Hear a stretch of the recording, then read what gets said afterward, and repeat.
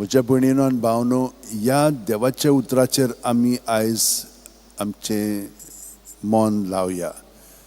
आमच्या सुम्या जेजू क्रिस्ता उदेशी देवाचो उपकार मानुया. देवान आमच्या बापान आमकां आपल्या सारकी करून ह्या संवसारान दवरलेली आसा. पूण कितले शेकडे जाले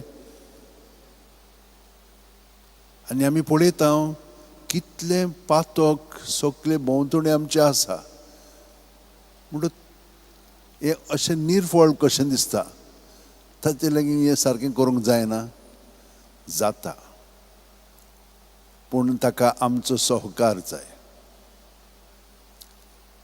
ताणें आमकां गिन्यान दिलेलें आसा आनी ह्या गिन्यानांत आमचे मनाची पळय चाल आसा, कशी आमी चिंता, ताचेर हें सगळें आदारलेलें आसा.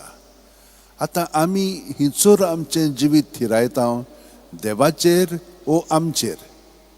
ह्या प्रमाणे आमचें मन घडोवन येता आनी घडोवन आयलें की ना थोड्यो वस्तू सोयेर पडटा आनी चडश्यो पळय वायट वस्तू आहात त्यो सोयेर पडटा. कित्याक त्यो पयलीं स्वातेर आमकां ओडून घेता. कित्याक देंवचार आमकां फुसलायता आनी परी फसयता आनी आमकां मागीर आपल्या ताब्यांत करता. कित्याक हांगसर कितें आहा, म्हाका कितें मेळटा, म्हजेर सगळें आदारलेलें आसा. देवा सोयी कितें जाता, आमी आमचें चिंतना दुसऱ्यांचें चिंता आनी दुसऱ्यांक बरें केलें की ना तें म्हाकाच केलें जाता, हो नेम आसा तातूंत. पूण हें आमकां समजना. पूण एक पाटी आमी ही वाट चाखली की ना मागीर ती आमकां गोड लागता. पूण तातूंत कितें आसा, मोग आसा थंयसर सदांच दूख आसा, श्रम आसा, कश्ट आसा. पूण तो मोगाचो वावर जाता. एके आवयक पळय, भुरग्याक आतां वयर काडूंक जाय जाल्यार पयलीं स्वता तिका भुरगें जाय. भुरगें जालें म्हणटच मागीर खूब त्रास आसा.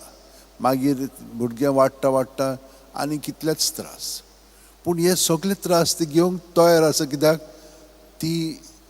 तिका ताचो मोग आसा म्हणून. आनी हो मोग तिचो न्हय, देवाचो मोग आमच्या काळजांनी देवान घातलेलो आसा. आनी हाका लागून आमी पळयता पयल्या वाचपान हें देवान सगळें बरें केलेलें आसा. पूण आमच्या आपल्यापणाक लागून ही दुसरी चाल स्टार्ट जाता आनी ती भितर आसा आमचे मदें आनी भितरल्यानसान ती आमकां कंट्रोल करता. आमी वयल्यान म्हणटा बरें करूंक जाय, बरें उलोवंक जाय, अशें आमी खूब फावटी निर्णय घेता.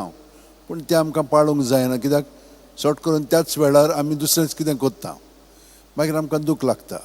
मागीर तेंच मागीर आमी पोत्तून तेच चालीन आसा. हाका लागून जे आमच्या मनांत, आमच्या काळजांत भावना चिंतना आसात तांकां आमी हाजीर जावंक जाय. ती आमी जेजूशी हाडूंक जाय आनी ताचे उद्देशी ताचो उपकार आमकां मेळटा, ताची मदत आमकां मेळटा, तातूंतली आमकां भायर सरच्या.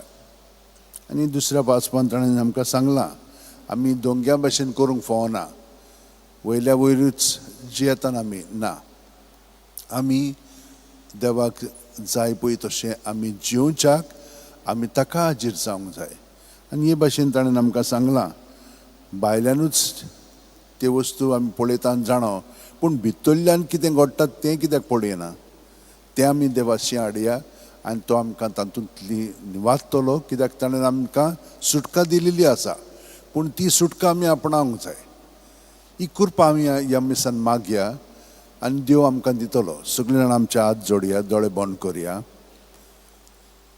ताका आमी हाजीर जावया. पयले सुवातेर तो आमचे कुडींत मनांत ओतम्यान भरोन येता. सुस्कार भितर घेता तेन्ना तो आमचे भितर आसा. तो आमचे भितर सगळें आपलें बरेंपण हाडटा. आमी किरकोळ मनशां, धूळ आमी, कांयच न्ही, पूण तरी पूण आमचे सोबें तो जियेता आनी तो आमकां मदत करता. आमी ताका मदत करूंक जाय, सहकार करूंक जाय. सुस्कार भायर सोडटना ही सगळीं चिंतना, बरी वायट पोजडी कसलीय जावं ती भायर काडया. ताच्या नांवान भायर काडीत तर आमकां तातूंतली तो सुटका दितलोच. आनी दुसऱ्या सुस्कारान आमी ताच्या जिवितांत भरोन येता. अदीक आनी अदीक आमी कोण ताचे सवेन जावंक जाय तें तो आमचे सवें घडोवन हाडटा. ही परी आमी आपल्यापणांतली भायर सरून देवपणांत आमी वांटो घेतले हांव. ताका जाय पळय तशी आमी जिवंक लागतले हांव. ताचे कुडींतले आमी खेरीतपण आमी जियेतले हांव. आनी जेजूक आनी ताचे बरोबर देवाक महिमा हाडटले हांव. आनी दुसऱ्यांची सेवा चाकरी करूंक लागतले हांव. कित्याक आमी एकामेका पासत जियेत हांव. जेजू हें सगलें आमचे सवें तुवें घडोवन हाडलें म्हणून आमी तुका आतांच दिनवासता.